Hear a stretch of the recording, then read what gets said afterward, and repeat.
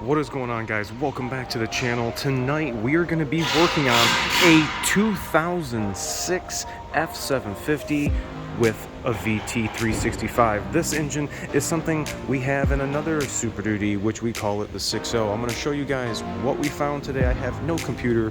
We're only going by our senses and going to do it the old school way. Let's see what we got. Let's do it.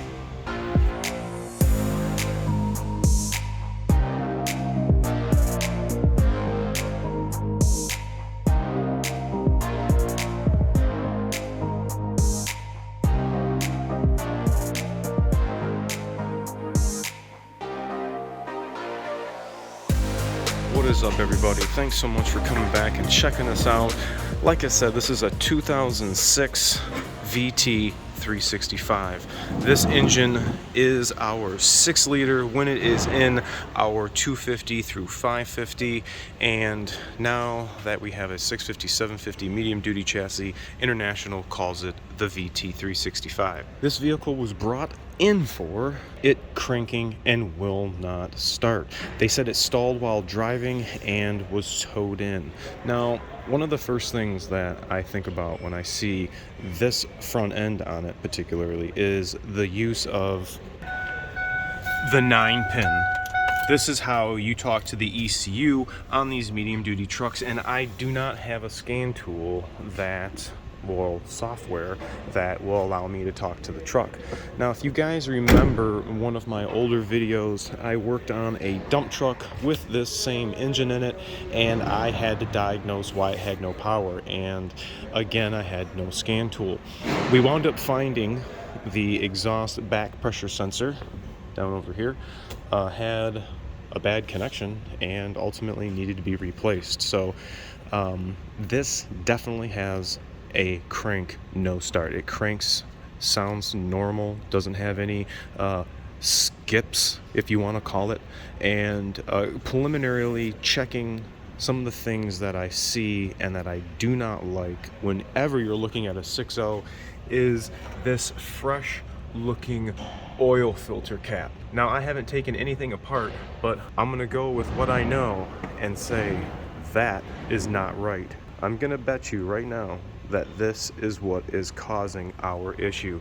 If any of you guys have seen what happens when you use an aftermarket cap filter assembly, you're gonna know that that filter can float around in that housing and actually not filter the oil correctly, allowing contaminants to get down to the IPR valve. So what I'm going to do is remove this oil filter and cap. I'm going to install the correct oil filter and cap, and number one, get that out of the way. I'm going to have to remove the IPR valve, which is down in here, to inspect it and see if I am right. So I'm going to take you guys along for the ride and see if in fact that is what we have going on. But I know right now, for a 6-liter or VT365, this is not what I want to see when you're complaining of a no start.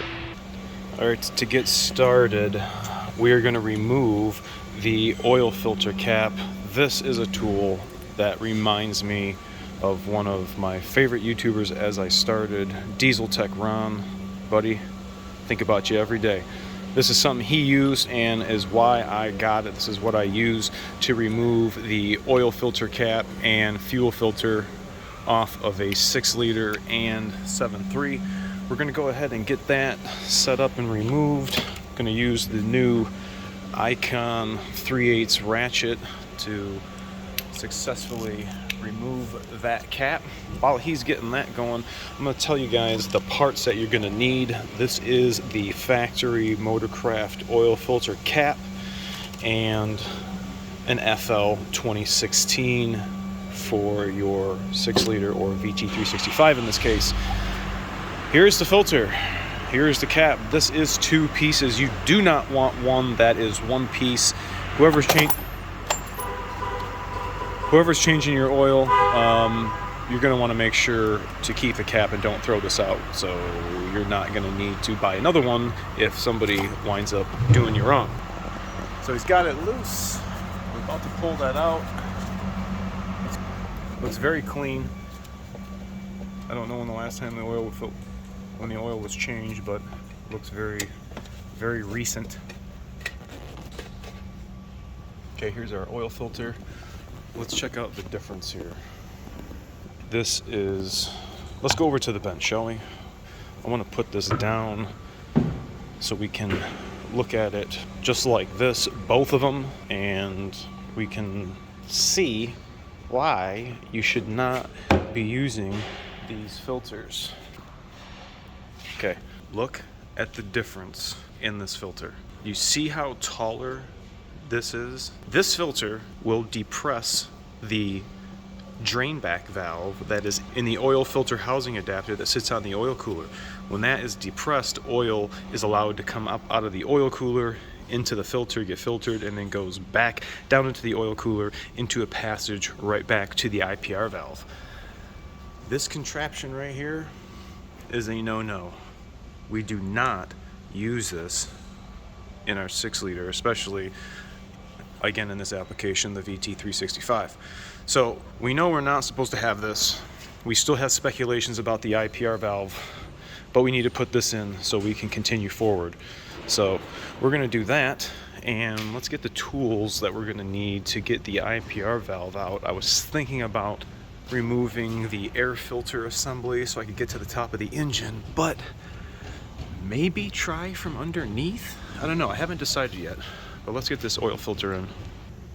All right, here is the IPR part number. That is a 5 Charlie 3Z 9 Charlie 968 Charlie Apple.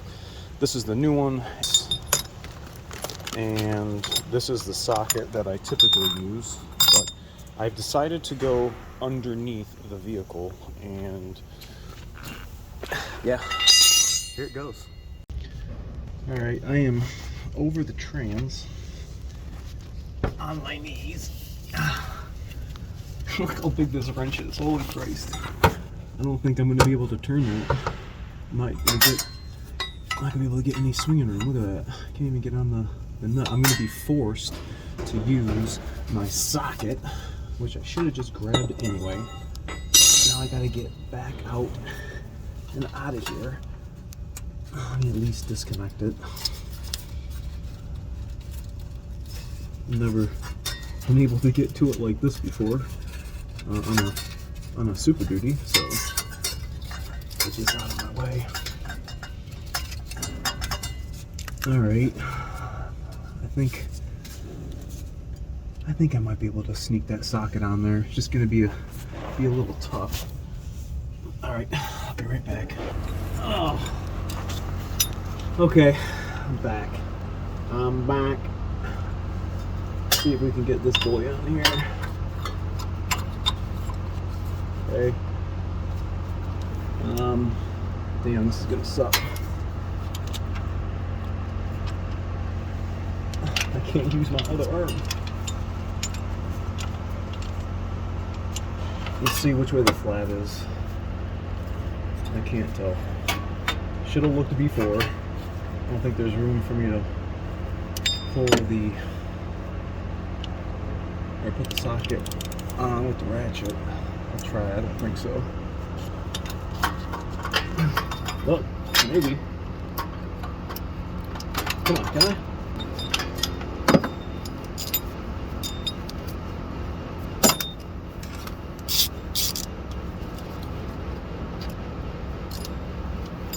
The socket's so heavy.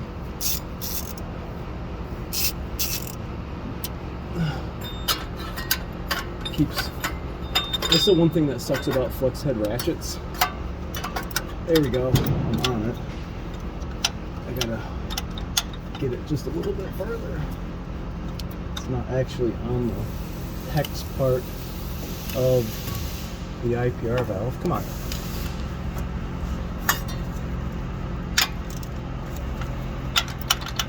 Come on.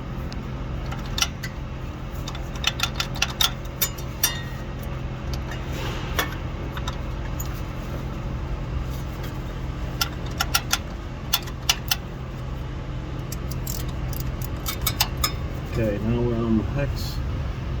Let me put it back on this one. Now it's going to be a chore trying to bust this with one one arm. Oh man, that's tough. Okay, I have another ratchet here. My Icon. I don't know, maybe I could do it with that. This is a bigger ratchet. Well, I ain't gonna have that one no more. Let's see. Set right. Okay. I'm on. Let's see the longer ratchet. Oh, Icon for the win. Freaking right, brother. Thank you, CP's Garage. Okay, I think I'll be able to get that by hand now. Yeah, let me remove the socket before I get button hooked. Alright, so this, we're suspecting, is the possible reason why this is not starting. From what I can see right now, this looks like this is the original IPR valve. Doesn't look new. This is circa 2006. This is it, everybody, right here. Let's see what it is. I was glad to have at least gotten it from down here. Let's see what, oh, I'm attached to the ratchet. Let's see what we're looking like. Well, from what I can see, that looks all right.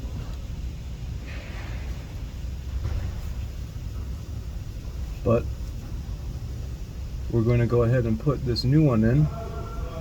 And gosh, I thought I was in a chapel. I'm going to install that new one and I don't know, retest. I know that oil filter was not supposed to be on there, and that is a contributing factor on why these get contaminated. So that's kind of a weird thing there. I don't know what's going on the side of that. But alright, one of the things I noticed when I was cranking it is I did not hear the audible injector noise that changes when you achieve high pressure oil. So that was one of the dead giveaways that I had a high pressure oil problem. Okay, here's the new one. You can see it looks a bit different. Go ahead and just reverse the removal process.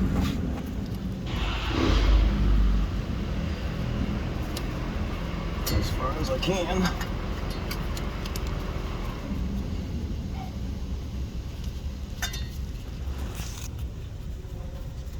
You're definitely not doing this on the Power Stroke Super Duty, getting the IPR valve from this location.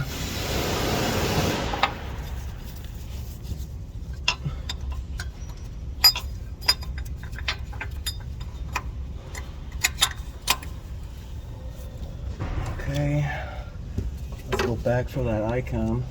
Okay, got it. Tighten it. I'm gonna pull it off just a tiny bit. I'm gonna rotate that electrical connector back the way it was. Let's see if I can finagle that out. Get my electrical connector. Plug that in.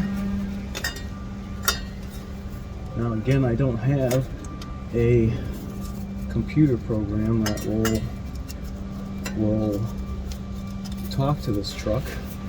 Alright, I was able to find a jumper harness that actually went from the factory ICP connector to a jumper female end, and then I plugged the test lead into the harness, or vice versa, the harness into the test lead, and it allows me to have 3 circuits available to check ICP.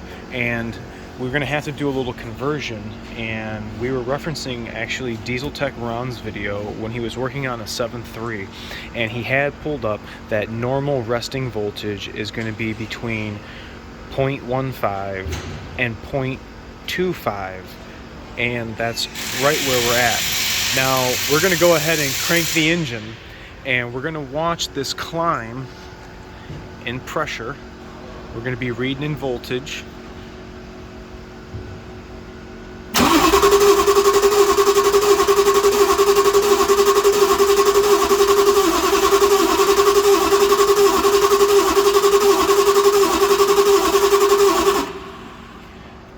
.63 volts